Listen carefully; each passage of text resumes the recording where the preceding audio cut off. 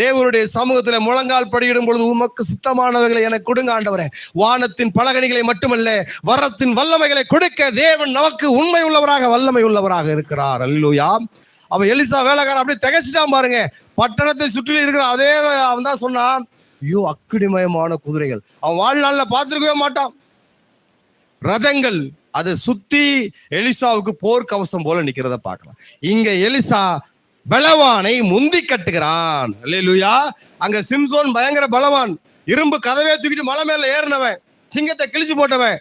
ஆனா பாருங்க, சிம்சோன்னா சூரிய ஒளின்னு அர்த்தம், பிரகாசம் உள்ளவன். அவன் கண்ணை புடுங்கிட்டாங்க, அவன் பலவான். இந்த பலவானே எதிரிகள் கைத்தால கட்டி கண்ணை புடுங்கிட்டு போயிட்டாங்க, ஒண்ணும் செயல்பட முடியல. ஆனா எலிசா வந்தாங்க, எல்லாம் ராணுவ வீரர்கள், எல்லாருக்கும் உடனே கண் மயக்கம் உண்டாகும்படி விண்ணப்பம் பண்ணினா எல்லா ராணுவமும் கண்ணு குருடாய் போயிடுச்சு. அல்லேலூயா. பலவானை முந்தி கட்டக்கூடிய நிலைமை தீர்க்கதரிசிகளுக்கு இருக்கிறது, கண் திறக்கப்பட்டவர்களுக்கு இருக்கிறது. சரிங்களா?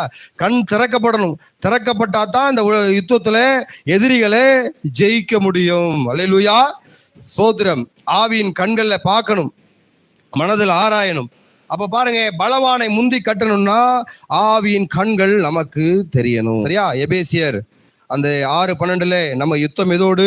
மாம்சத்தோடும் ரத்தத்தோடு யுத்தம் அல்ல, துரைத்தனங்களோடும் அதிகாரங்களோடும் பிரபஞ்சத்தின் அந்தகார லோகாதிபதிகளோடும் வானமண்டலத்தின் பொல்லாத ஆவியின் சேனைகளோடும் நமக்கு யுத்தம் இருக்கிறது. வானத்திலே பொல்லாத சேனைகள் இருக்கு. நம்ம கண்ணுக்கு தெரியுதா? மாம்ச கண்ணால பார்க்கும் போது தெரியாது, ஆனா இருக்குது.